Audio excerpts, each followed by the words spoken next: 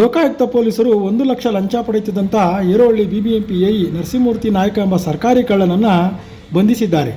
ವಿಷಯ ಏನಪ್ಪ ಅಂತಂದರೆ, ಮಳೆ ನೀರಿನ ಕಾಲುವೆಗೆ ಹಾನಿ ಮಾಡಿದ್ದೀರಿ ಅಂತೇಳಿ ಮನೆ ಕಟ್ತಾ ಇದ್ದಂಥ ಒಬ್ಬ ಸುನೀಲ್ ಪಟೇಲ್ ಅನ್ನೋರು ನಾಗದೇವನಹಳ್ಳಿನಲ್ಲಿ, ಅವರಿಗೆ ಇವರು ನೋಟಿಸ್ ಕೊಟ್ಟಿರ್ತಾರೆ. ಇಲ್ಲಿ ಹಾನಿ ಆಗಿದೆ, ಪಾಪ ನಿನ್ನ ಹತ್ರ ಮಾತಾಡಬೇಕು, ಕ್ರಮ ತಗೋಬೇಕು ಅಂತೇಳಿ. ಪಾಪ ಅವರು ಆ ನೋಟಿಸ್ಗೆ ಉತ್ತರವಾಗಿ ಸುನೀಲ್ ಪಟೇಲ್ ಅವರು ಈ ಕಾಲುವೆಗೆ ಆಗಿರುವಂಥ ಹಾನಿನ ನಾವೇ ಸರಿ ಮಾಡಿಕೊಡ್ತೀವಿ, ಏನು ಕ್ರಮ ತಗೋಬೇಡಿ ಸ್ವಾಮಿ ಅಂತ ಹೇಳ್ತಾರೆ. ಆದರೆ ಈ ಭೂಪ ಬಿಡಬೇಕಲ್ಲ, ಒಂದು ಕೆಲಸ ಮಾಡು, ಈ ನೋಟಿಸ್ನ ಕ್ಯಾನ್ಸಲ್ ಮಾಡಬೇಕಾದ್ರೆ 10 ಲಕ್ಷ ರೂಪಾಯಿ ಆಗುತ್ತಪ್ಪ ಅಂತ ಹೇಳ್ತಾರೆ. ಪಾಪ ಅವರು ಅದಕ್ಕೆ ಎದುರುಕೊಂಡು ಏನಪ್ಪ ಮಾಡೋದು ಅಂತೇಳಿ ಚೌಕಾಶಿ ಮಾಡಿ 1 ಲಕ್ಷ ರೂಪಾಯಿ ಒಪ್ಪಿಸ್ತಾರೆ. ಈ ಭೂಪ ಒಪ್ಕೋತಾನೆ. ನಂತರ ಅವರು ಈ ವಿಚಾರವಾಗಿ ಲೋಕಾಯುಕ್ತಕ್ಕೆ ದೂರು ಕೊಡ್ತಾರೆ. ತಕ್ಷಣ ಕಾರ್ಯಪ್ರವೃತ್ತರಾದ ಲೋಕಾಯುಕ್ತ SP ವಂಶೀಕೃಷ್ಣ ಪ್ರಕರಣ ದಾಖಲಿಸಿಕೊಂಡು ಕಾರ್ಯಾಚರಣೆ ಚುರುಕುಗೊಳಿಸ್ತಾರೆ. ಸುನೀಲ್ ಅವರು ಎಇ ನರಸಿಂಹ ನಾಯ್ಕ ಮತ್ತು ಆತನ ಸಹಚರ ಭರತ್ ಅಂತ ಬೇರೆ ಒಬ್ಬ ಇರ್ತಾನೆ.